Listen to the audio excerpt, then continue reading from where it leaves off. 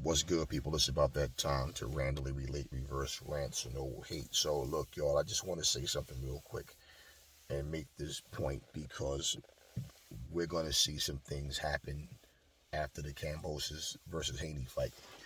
Well, if you saw this video that Haney put out, he's laughing at Romero after the face off that he had with Tank Davis. And Haney told a story about how he beat Raleigh so bad in sparring that Raleigh's father hopped in the ring and he and his father started actually fighting each other. Now, so far you haven't heard Raleigh respond. Now, a lot of people will say, well, he's focused on the fight. He ain't have time to worry about Haney, which really he shouldn't be worried about him. But again, you're talking about another internet troll. So in Raleigh, so yeah, why not? Somebody's gonna do back to you what you try to do. Okay, here's the reality of that. Regardless to what happened or didn't happen or whatever, Devin Haney has made it clear. I would beat him with no problem. There's no problem. I'd fight Raleigh. I'd destroy him. There's no problem. Okay. Raleigh, like I made a video referencing him and his social media antics.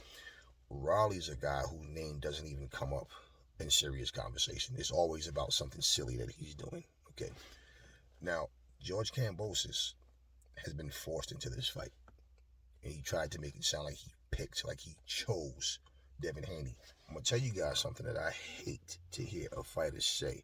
It doesn't bother me personally, but in terms of me looking at you as a man of integrity and you are a warrior, when I hear fighters say things like I could have fought anybody, especially when it's not true, and that your available options are not fighters that people would want to see you fight, it's like saying I'm aware you're a dangerous fighter, but I could have took the easy route. Otherwise, a true warrior would love to share the ring with another person of the same caliber. Otherwise, I mean, why even make that comment? Now, this is what I think is going to happen. I'm just putting this out here, okay? This is my opinion. I think Devin Haney is going to really beat George Kambosos badly. And I believe after he beats George Kambosos, he fights, because it's a 2-fight deal. He beats him twice. He goes, he fights Lomachenko. You fight Lomachenko and you beat Loma. Not only are you the man for beating the man that beat the man, okay? That beat the man. But now it's a type of thing where, okay, 3-fight deal. I'm unified champion. Okay. Who's next? What I don't want to see Devin Haney do is start doing what these other guys are doing. But understand something. When people shaft you and give you the runaround, it's more than likely that's what, when I was trying to get my spot, y'all tried to push me away. So I'm not handing out anything. I'm not handing out meals to you guys. You gotta earn these meals. That's what I'm saying. Okay. So when I'm looking at Devin Haney and I'm looking at like the possibilities, like who's next after, because I think this is a 3-fight deal. So we're talking about another 1.5 to 2 years before he gets to fight someone else, because 2 fights with Kambosos, let's say neither guy gets like really injured badly or something like that.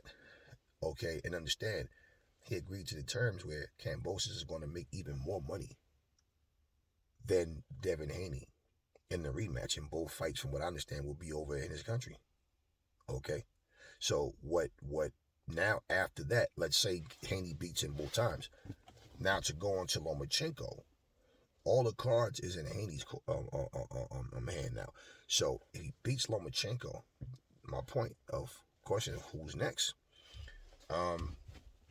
Let's say the winner of Shakur Stevens and Oscar Valdez. Let's just say, because Shakur Stevens will be unified champion if he wins. The same with Oscar, then it's like, okay, does either guy decide, let me go up to 135. I've unified this 130. Let me go up to 135. Or do they just stay and just keep defending? Don't know. But looking at who's available, at some point, hopefully you get to see Tank Davis in the same ring with Devin Haney, Ryan Garcia. If it happens with Teofimo, it will be at 140. But at the end of the day, in terms of the elite guys getting there and mixing it up, we don't know how things are going to go. Now, let's say Kambosos wins. Does Kambosos become the guy that just starts going back to his country, just randomly handpicking guys that nobody knows? Or does he say, no, I want Loma next. I want Tank Davis next. I want Ryan Garcia next. Does he do that? I don't know. So, looking at the way things are shaping up right now, it just doesn't look good to me when a fighter has to be forced into a fight. Versus, no, he right there is a worthy opponent. I want that guy. Like I said, when you resort to, I could have fought anybody. But like I said, again, he didn't choose him. He was forced into this fight. And people, I think Kambosos is a good fighter. He did what he had to do to beat Teofimo. But at the end of the day, people who have been sleeping on Devin Haney boxing skills keep talking about he's pillow fisted, he can't knock anybody out. He doesn't have to knock people out. He's winning, he's beating you off 12 rounds. And for some reason, all of a sudden, now it's boring to see a 12-round fight. Well, then complain and say, hey, make professional fights 6 rounds instead of 12. It's too long. We don't want to see that long of a fight then. Okay, because to me, when you can sit here and outclass and outbox fighters and damn near lose 1 round, that's far more impressive than just getting early knockouts. And then when you come across, now the knockout might be more exciting to people, but what happens when you get the early knockout? Then you finally start stepping up in competition. You can't knock these guys out. And people realize, unless he knocks a guy out, he doesn't really have boxing skills like that, right? So, I think we got some talent there, a lot of talent there. But we may see a situation where all these guys don't even get to fight in their primes.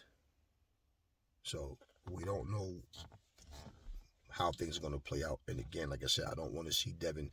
I want to see him win. But if he, I don't want to see him start doing the same thing, holding the belts hostage and just fighting, people here and there. And the thing is, you got to understand, once your stock goes up, everything goes up. Everything. And after them putting Devin through this whole thing, you're getting the short end of the stick financially and everything, even though you're the champ. He just might do that to people. Who knows? Anyway, we'll see. Let me know what y'all think in the comment section. Never fall in love with lies. Remember, the truth brings hate out of people, and I will catch y'all on the next video.